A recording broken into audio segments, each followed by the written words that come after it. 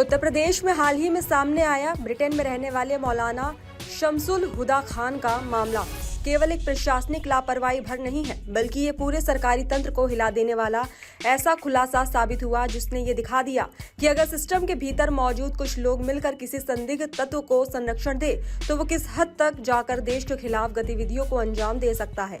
ये मामला तब सुर्खियों में आया जब एटीएस की जांच रिपोर्ट मुख्यमंत्री योगी आदित्यनाथ तक पहुंची और इसके बाद जो हुआ उसने पूरे प्रशासन में भूचाल ला दिया।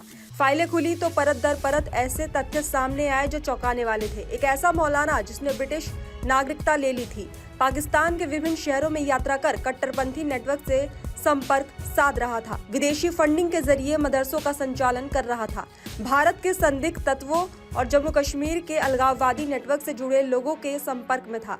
वही व्यक्ति उत्तर प्रदेश के आजमगढ़ स्थित मदरसे से सालों तक सरकारी वेतन भी लाभ लेता रहा और ये सब विभाग के 4 बड़े अधिकारियों की मिलीभगत के आरोपों के बीच संभव हुआ। ये कहानी जितनी साधारण लगती है उससे कई ज्यादा पेचीदा और खतरनाक है। शुरुआत होती है साल 1984 से, जब शमसुल हुदा खान को मदरसा दारुल उलूम अहले सुन्नत मदरसा अशरफिया मुबारकपुर में सहायक अध्यापक के पद पर नियुक्त किया गया था। उस समय वो एक सामान्य शिक्षक के रूप में काम कर रहा था, लेकिन धीरे धीरे 2000 के दशक के बाद उसकी गतिविधियों में ऐसा विचलन आया जिसने उसे सुरक्षा एजेंसियों के रडार पर ला दिया। 2007 आते आते हुदा खान भारत छोड़कर ब्रिटेन में जाकर बस गया, जहां उसने 2013 में ब्रिटिश नागरिकता प्राप्त कर ली। यहीं से उसके जीवन का दूसरा अध्याय शुरू होता है, एक ऐसा अध्याय जिसमें वो लगातार पाकिस्तान के कई शहरों में धार्मिक यात्राओं और इस्लामी प्रचार के नाम पर जाता रहा। एटीएस की जांच के अनुसार उसकी इन यात्राओं में धार्मिक संस्थाओं और कट्टरपंथी संगठनों से मीटिंग्स भी शामिल थी।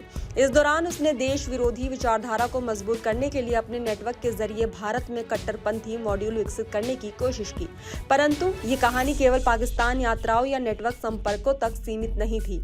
असली गंभीरता इस बात में छिपी थी कि मौलाना भले ही विदेश में रहता था, लेकिन उत्तर प्रदेश से सरकारी रिकॉर्ड में वो अब भी एक सक्रिय सरकारी शिक्षक दर्ज था। विभागीय फाइल्स में उसे हर साल वेतन वृद्धि मिलती रही, चिकित्सा अवकाश स्वीकृति होता रहा, उसे सरकारी वेतन मिलता रहा और अंततः साल 2017 में उसे स्वैच्छिक रिटायर और पेंशन भी दे दी गई। ये सब तब जबकि उसके विदेश में रहने की जानकारी संबंधित अधिकारियों को थी।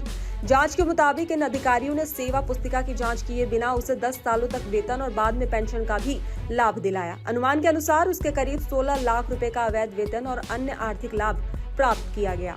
तो वहीं इस बीच मौलाना भारत में मौजूद अपने नेटवर्क के जरिए संत कबीर नगर और अन्य जिलों में मदरसे चलाता रहा। प्रशासन को शक है कि इन्हीं मदरसों के जरिए विदेशी फंडिंग का लेन देन हो रहा था और कट्टरपंथी गतिविधियों को हवा दी जा रही थी।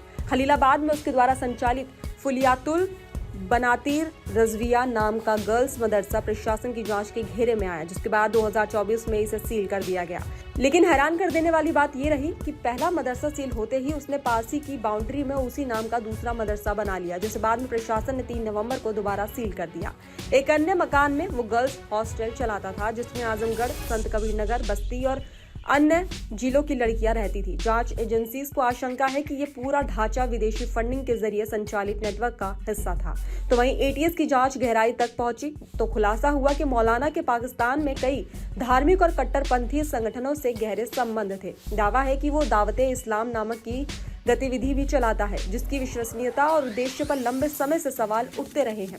भारत में उसके संपर्क जम्मू कश्मीर के अलगाववादी नेताओं और कुछ संदिग्ध व्यक्तियों तक फैले हुए थे। विदेश यात्राओं, बैंक लेन देन, मदरसे की फंडिंग और संदिग्ध संपर्कों से जुड़ी फाइलें जब सामने आई तो पूरा मामला एक बड़े षड्यंत्र की ओर इशारा करने लगा।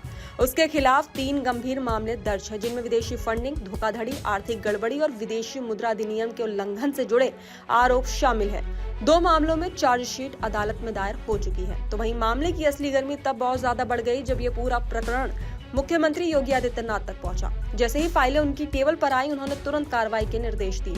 जांच में ये साफ हुआ कि विभाग के 4 अधिकारियों ने जानबूझकर या लापरवाहीवश एक ऐसे व्यक्ति को सरकारी लाभ दिलाए जो न केवल विदेश में रह रहा था बल्कि संदिग्ध गतिविधियों में भी शामिल था।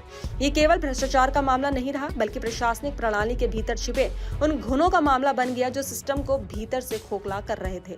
मुख्यमंत्री ने तत्काल प्रभाव से अल्पसंख्यक कल्याण विभाग के संयुक्त निर्देशक SA पांडे सहित 3 और अधिकारियों, गाजियाबाद के डीएमओ साहित्य निकेश सिंह, बरेली के लालमन और अमेठी के प्रभात कुमार को निलंबित कर दिया। सरकार ने ये साफ संदेश दिया कि चाहे कोई भी हो, देश हित से खिलवाड़ करने वालों को बख्शा नहीं जाएगा। तो वहीं अब इस पूरे मामले की जांच एसआईटी कर रही है। जांच एजेंसी मौलाना के बैंक रिकॉर्ड, विदेशी यात्राओं, मदरसों की फंडिंग, विभागीय अनुमोदनों और संबंधित दस्तावेजों की गहन जांच कर रही है। मौलाना भले ही ब्रिटेन में रह रहा हो, लेकिन उसकी भारत में मौजूद संपत्तियों पर नकेल कसी जा रही है। बताया जा रहा है कि उसका नेटवर्क लगभग ध्वस्त हो चुका है। कई सहयोगी जांच के दायरे में हैं और आने वाले समय में कई बड़े नाम भी इस जांच में सामने आने की संभावना है। तो वहीं ये पूरा मामला एक उदाहरण है कि किस तरह एक व्यक्ति धार्मिक संस्थान की आड़ में न केवल अपने निजी लाभ के लिए बल्कि नापाक उद्देश्यों के लिए भी सरकारी खामियों का फायदा उठा सकता है। और ये भी कि अगर सरकारी सिस्टम में कुछ लोग ऐसे तत्वों को संरक्षण दे तो परिणाम कितना गंभीर हो सकता है। लेकिन ये भी स्पष्ट है कि मौजूदा सरकार ने इस मामले में त्वरित और कड़ा रुख अपनाया है और ये संदेश देने में सफल रही कि कानून से ऊपर कोई नहीं, चाहे वो कितना भी दूर क्यों ना बैठा हो।